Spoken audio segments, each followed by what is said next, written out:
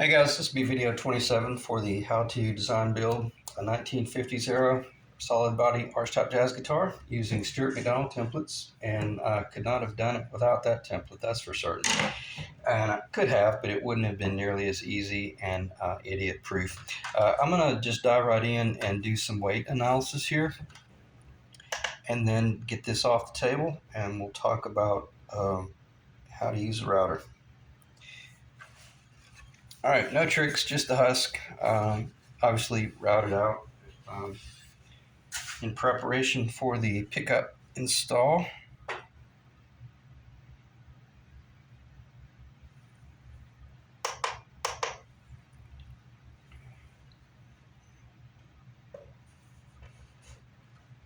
I always struggle with this. Okay, let's see if that's in the camera. Oh, barely. Is that in the camera? Looks like it is. All right, 6.086 pounds for the husk. 2,760 gram husk. Let's go back. 6.086 pounds. Okay. Get this off the table. Not going to spend much time talking about weight, but for the most part, I'll just start from the finish line and go in reverse. I did spend about 30 minutes doing some analysis a little while ago, and it looks like it's going to hit at about 9.503 pounds. And so that's 0.03 pounds heavier than I wanted it to be, but I think we're going to be probably very close. I don't think it's going to be over 9.5 pounds because all of these estimates were so conservative. Especially once I started estimating, pickup cavity relief and all that jazz. And I'm just going to stop talking about that because I didn't spend enough time in order to structure a conversation around that. So I say that to say this, looks like we got a 9.5 pound Les Paul. Or solid body archtop jazz guitar from the 1950s. How did I do this? Let me start with the bad stuff first. And it's not that big of a deal. It's not a big deal at all, structurally, sonically, or any of that stuff. But I'm the type person, this kind of, drives me crazy, beyond crazy. I trusted these templates. I don't have a problem with them. But I trusted them from an engineering standpoint that, this dimension from here to here and from here to here was engineered out. Well, it was right up to the point to where they were looking at it from a two-dimensional world. And then once they pitched it, where I'm going with this is this should have been okay, from this point here, when you turn this corner, that should have been a 90-degree angle. It's an 84-degree angle. Is that right? No, it's an 86-degree angle. They pitched this with this right here, and if I'd have known that, I would have made my tenon about an eighth of an inch longer, 3/16 of an inch longer, so that I could have been the one that determined how much tightness or looseness that I wanted. Now, again, keep in mind, I'm insane about this type stuff. I'm absurd, and this is way overkill. But when you see the pocket in a little while, it's not attractive per my standards, because you're going to see more of a gap down here than what I wanted to see. But nonetheless, it doesn't matter, and it doesn't affect the tone. But just proceed with caution if you're using these templates. Maybe build your tenon a little bit longer, or don't cut this on the same pitch. Just cut this on a 90-degree angle. Okay? And again, I'm trying to keep a positive attitude and not sound like I'm complaining. I'm not. I'm making a conscientious observation that once you look at things, once it transfers from a two-dimensional world to a three-dimensional world, I could have used that extra eighth of an inch down there. Now, I will say this. I'd rather it be open up like this as you're doing this install, so that it forces any epoxy and or glue that's in there out. The last thing you would want to do is try to fit this tenon perfectly tight to that. You do that, you're going to what it's going to cost you is it's going to be impossible to get a perfect fit out here. So uh, if this has to be sacrificed back here in order to get a perfect joint at the neck, I would have just as soon it been even another eighth of an inch shorter. Why? Because tonally and structurally, that has no bearing on the guitar at all. It's buried up under the pickup as well, so it's not visual. These are the things that corporations that are building more than one guitar a day, they have to do these type things. I just felt like that was a little bit excessive, and I see it as probably being a mistake from Stuart McDonald that um, side profile of the neck should not have been on the same 4-degree pitch. Okay, because that's where I lost my space. I lost my length. All right, nonetheless, let me turn this around. Just do a little bit of I think the camera's, is the camera even rolling? Yep, 6 minutes or so. I'll just do a little bit of a flyby. Well, I can't now because it's getting big. Let me just get behind the camera and stop talking.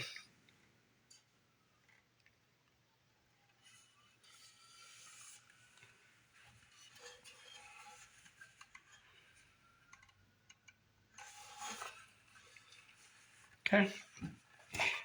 Didn't come through the back, so the back is still there. Nonetheless, it turned out really good, and that's what I meant by, man, the Stuart McDonald template was just invaluable. This one, so again, I don't have any ill will towards them or anything. All right, how did I go about laying this out?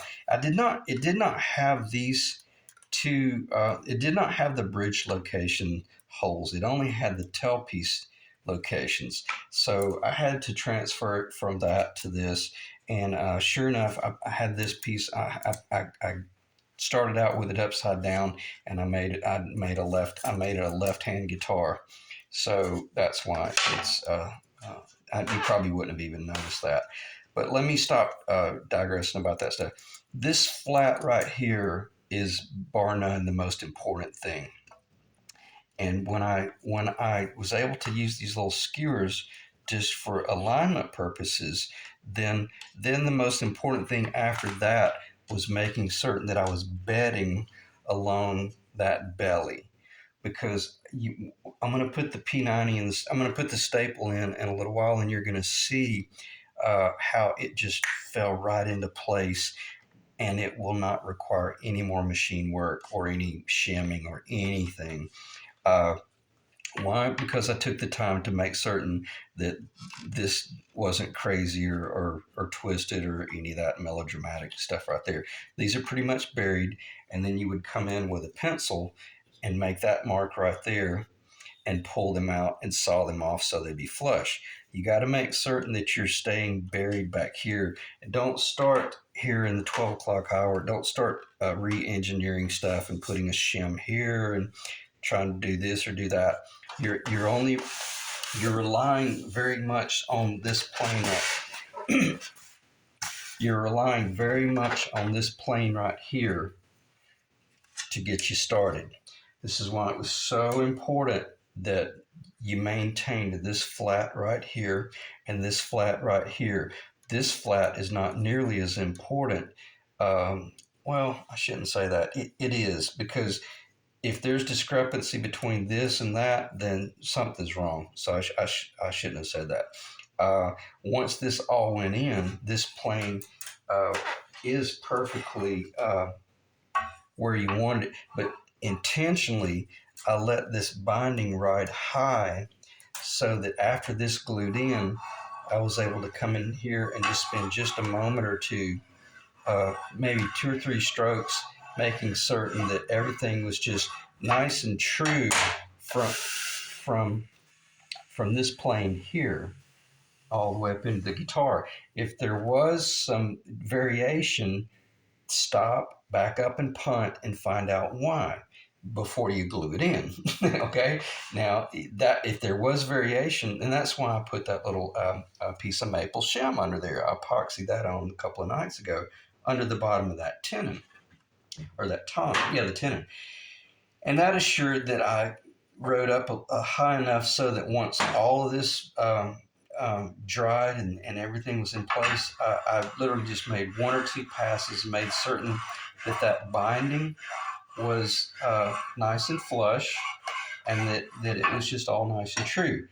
Now, now I'm ready to, I don't even have to think anymore. All I got to do now is lay this up here, and these two little locations automatically line up the tail, and then I got a sight line down the middle. I know that the center line of that template is laying perfectly on that belly, and then I took this piece of wood right here and just slid up under this end because it's on a different degree, and you knew that I had a perfectly flat transition because the distance that was overhanging here and the distance that was overhanging there was consistent. Had this little shim slid up in deeper over here, something would have been wrong. And I'm just going to say that it did not, but if it had have, it would have only meant that you were cocked a little bit, in one direction, and you had to clean it up. And then I put a piece of tape right here, a piece of tape there, jet glued that down, made certain that it was on the center line, and then keep in mind these were cut off and now they're flush, and then that's it. That jet glue is so strong right there, and then you're so well planted on the belly right there, and then with these two control points right here, this jig is not going anywhere as long as you don't expect it to do the job. You still have to be 100% responsible for holding the weight of the router, not letting the router get too far off to the left or the right or the front or the back, et cetera, et cetera. So, and especially if you're using the big router, which I love my big router because I can run it at full RPMs and just really do some major work. I don't like using the little, like the little Bosch or the little DeWalt trim routers, because I don't want to burn it up. That's a lot of work. So if you're using a big heavy router, even I've still got the big base on there, I was just able to control it. Once I got over to this side, I kind of kept my palm a little bit heavy on the left. Once I got on that side, I kept my palm a little heavy on the right. I'm going to stop talking about that because I don't want to hold your hand to the finish line, but I just want you to see how you can use the templates to make your job a lot easier, but don't expect the templates to do your job. Okay. Now, so, and I think I've shared enough information about the, this is the third time I've done this video, so I'm beginning to forget what I've already talked about. So let me I'm going to cover it one more time just so that it is behind me. But that's because of that whole template. That was the only issue that I had where that was a little bit too loose. But nonetheless, I'm in great shape as far as the pocket goes. Okay. All right. Let me do this. I'm gonna do a little bit of mock up, and because I've already machined the three-way where I had talked about kicking that on a little bit of an angle.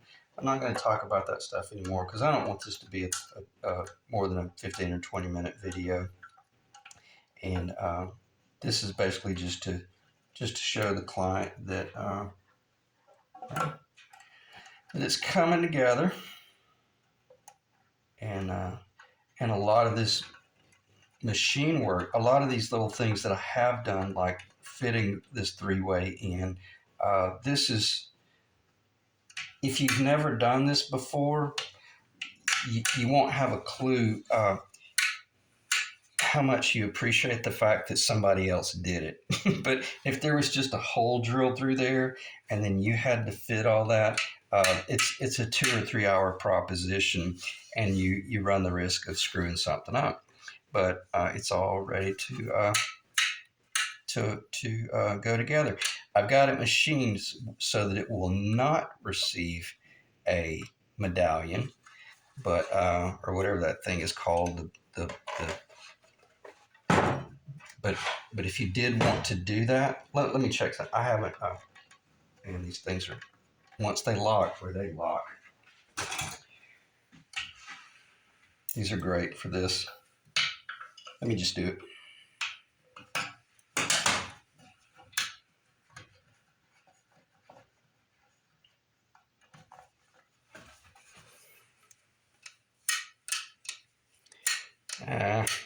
I don't know. I would probably, in other words, if you wanted to do that plastic medallion, I might need to drill just a little bit deeper.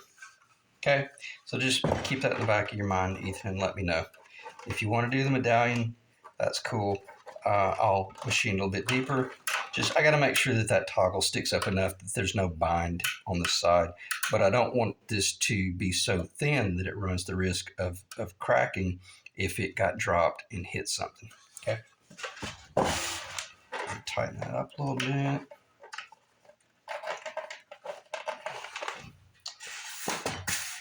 Okay, I'm going to drop the staple in. And I don't know if I've shown this pickup yet. Don't really have time.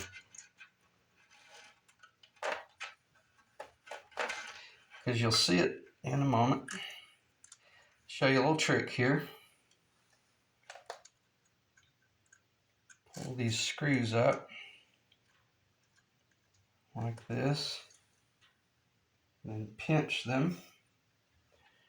Watch that wire. Tuck that around. I'm not going to show you why. It's so fragile. There's so many little loose wires in there that it's almost creepy. And you got to be real careful about how you handle this. If you started trying to drop it in, this cover's going to fall off. The cover's not soldered or glued, to the pickup, but nonetheless, that's a real safe way to manage it and to manipulate it. Okay, so don't forget that. Always be careful with these little electronics. This is what I call when we're moving into the finish stage, we got to start really slowing down. And we got to really start thinking about, I call it eating the candy bar. Don't get killed eating a candy bar.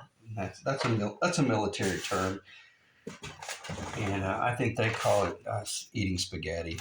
But basically, it just means don't do all this amazing, thorough planning and slip up on something silly like trip over your boot laces, and you end up, getting hurt.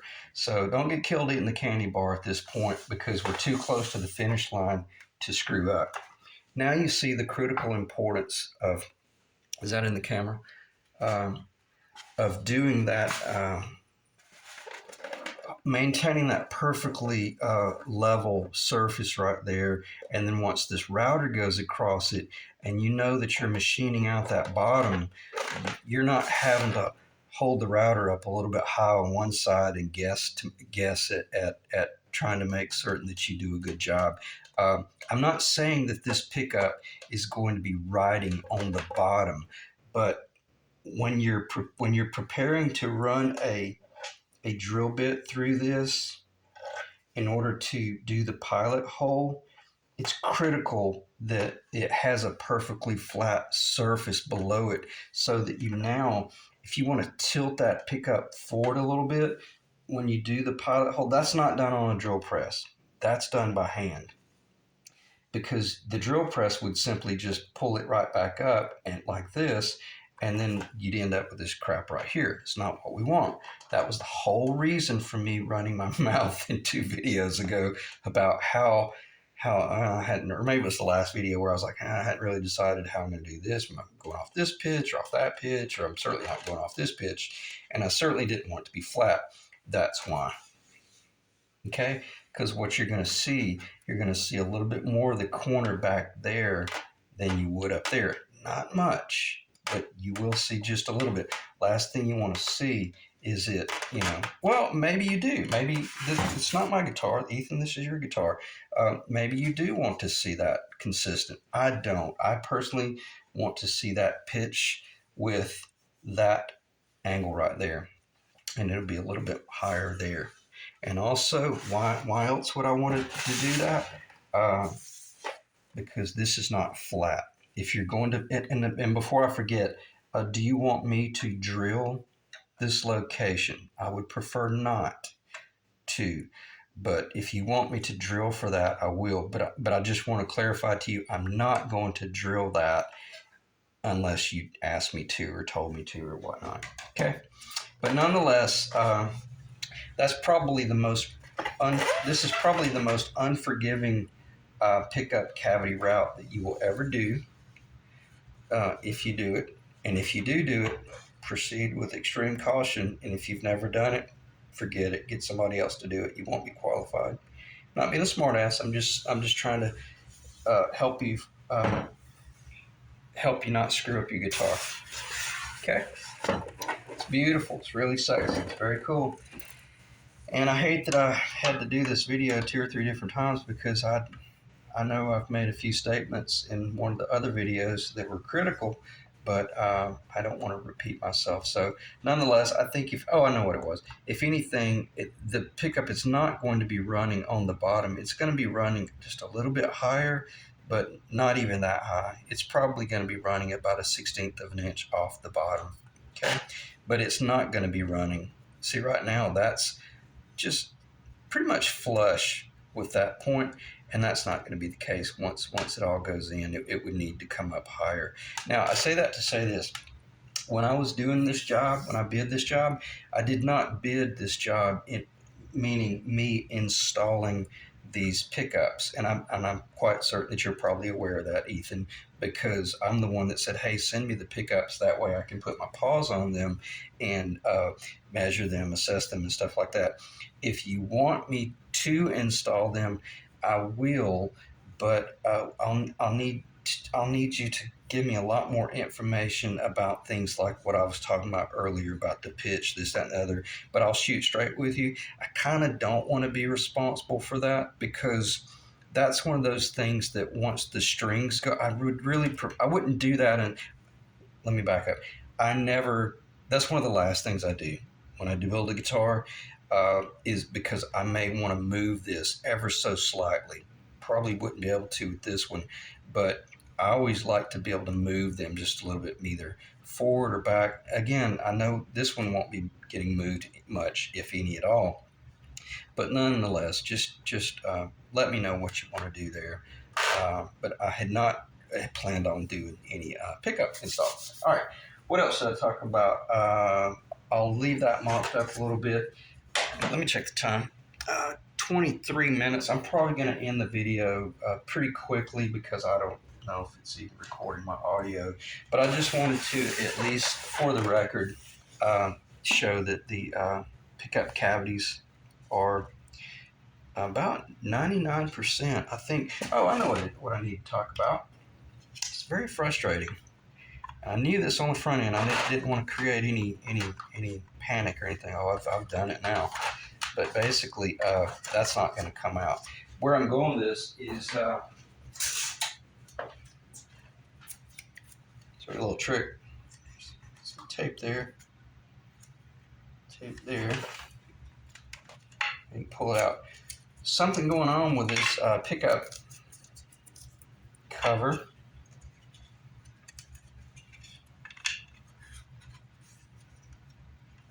See, it should be falling out. That one falls out. It's not nearly that tight, and it's not this template. Okay, it's definitely this pickup cover is a little bit bigger, and I've already pretty much determined what it is. It's a little bit tight on the width, but it's definitely tight on the side to side. I mean, extreme, so much so that I can't even hardly get it in there. And then when you couple those two together, I can't even get it into the body. So I say that to say this: I'm going to have to open that up a little bit anyway. And for the most part, I'm just going to open it up based on the center line of everything. But that's what I meant by really that type stuff needs to be done at the end of the job after you've done your paint work and all that type jazz. But I'm not complaining. I'm just explaining kind of what we're looking at there. The only thing I've got to do now for the body is drill the, I know these are not the type knobs that go on here, but humor me for a second. These are so big and so square and almost obnoxious that they really show the arch fairly well. And typically what I do, I don't know if you can see that. I'm going to try not to knock anything off the table. It's getting so big now. I'm actually having to lean back, sorry. But this is, I'm going to exaggerate. This one will get drilled on this angle right here. This one will get drilled on that kind of kicked back to that. Not that extreme, I'm exaggerating just to show these are not drilled straight down. These two, this one pretty much will be. But this one will actually be drilled ever so slightly. All right, let's just look at this is 12 o'clock, this is 6 o'clock, this is 3 o'clock, and that's 9. This one will be drilled favoring about 11 o'clock. This one will be drilled pretty much straight up and down. This one will be drilled favoring 7 o'clock. This one will be drilled favoring about 8:30, maybe 8. Okay, probably closer to 8:30. It won't be 9. So anyway, just keep that in mind. That's how I did those over there. They look really nice, even though they're obnoxious. That old orange color. I hate that I did that. I should have gone with just the traditional gold. But nonetheless, that's the only thing I have left to do on the body. And I'm going to show it with these little.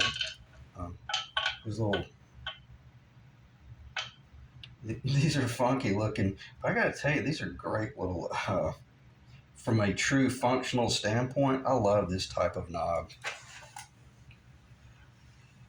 Let me just do this. Let me set it down. I hope the camera's recording. If not, it is what it is. But if anything, it'll be a visual. See how they're all different? Oh, shit. Now, I say that to say this one. I may not drill that one perfectly on that degree. That's a little extreme.